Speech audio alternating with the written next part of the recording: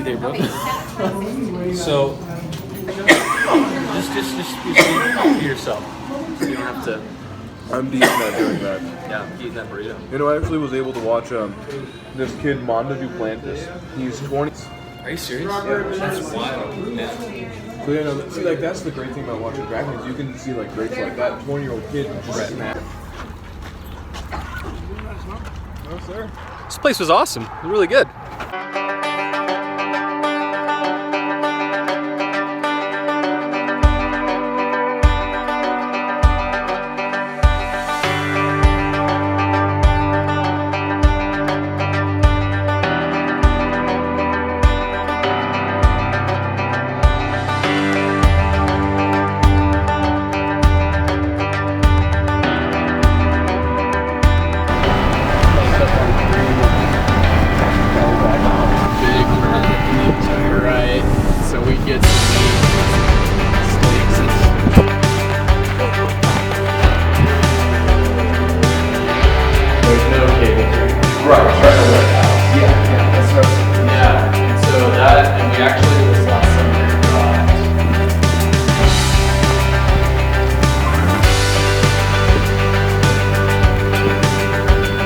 Sweet. 25 cents for a gallon of ice. This.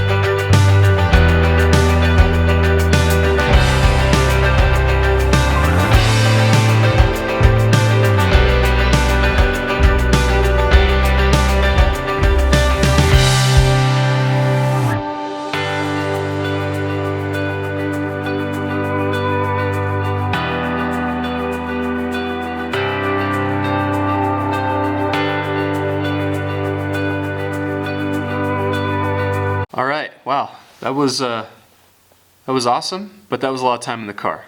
Love those guys, they're awesome. We are day 66 and looking at Numbers 33 through 34. In Numbers 33, what begins to happen is the stages in which the people of Israel came through the wilderness are recorded, all the way from when they left Egypt out of Ramses, and then to where they are at now in the book of Numbers at the Jordan River. And there's all kinds of different places and locations that they were at with all really difficult names to pronounce, so I'm not going to try to pronounce them.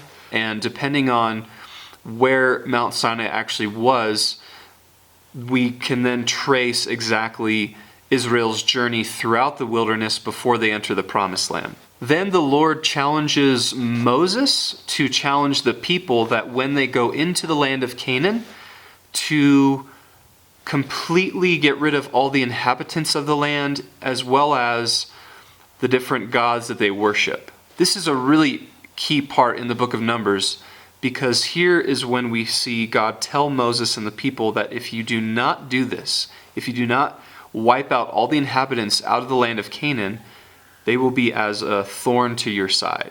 Okay, if you're hearing lots of banging, the roof is being replaced right now at the church, so sorry about that. That was not scripted, by the way. Okay, Numbers, so the end of Numbers 33 wraps up with God commanding his people to destroy all the inhabitants and when they come into the land of Canaan. Then chapter 34 is God giving Israel their boundaries, their borders for the land that will be theirs. And when you look at Israel today, and even after their conquest, all that they had conquered, they didn't quite get all of the land that it was that God had told them to get. And partly because they disobeyed chapter 33 when God said to wipe out all the inhabitants. They didn't do that with all the inhabitants, and there were some remaining Canaanites who served as that thorn in the side for Israel and served as that barb, like the barbs in your eye, this like nagging just thing that won't go away because you didn't deal with it. Then the chiefs of each tribe are listed at the end of chapter 34. But I think what's really important about this section is the end of chapter 33, where God tells Israel to drive out the inhabitants of the land of Canaan. This has been somewhat of a theme the last few days, but this idea of purity, of not having anything in the camp that is dishonoring, displeasing to the Lord, no matter what level of sin it might entail. The reason why God wanted Israel to drive out all the inhabitants of the land of Canaan, well, this was the land that God had given to them. But also, Israel had shown in the past that when they are around other people, or they begin to intermingle with other people of different beliefs, different ways of worshiping, just different gods, that they quickly adopt those beliefs, they quickly adopt those different gods, and therefore they no longer are worshiping the one true living God. And God, one of the things he talks a lot about himself in Numbers is how he is a jealous God, and that he does not want any other God to be worshipped other than him. And there is no other God that is deserving of that worship. And that is why he tells them to get rid of all the people.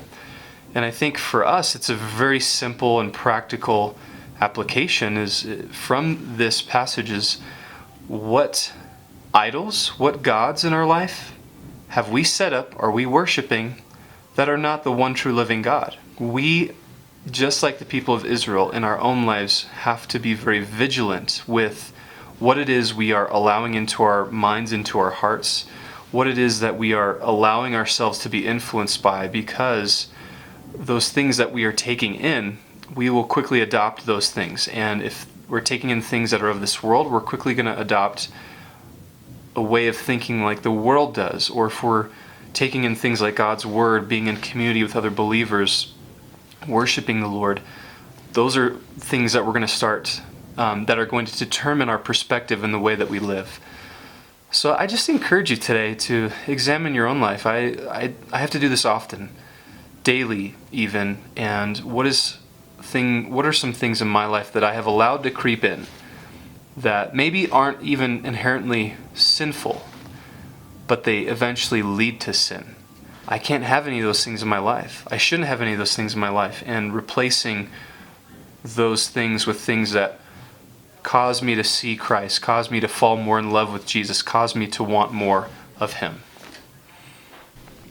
Yeah, just check this out.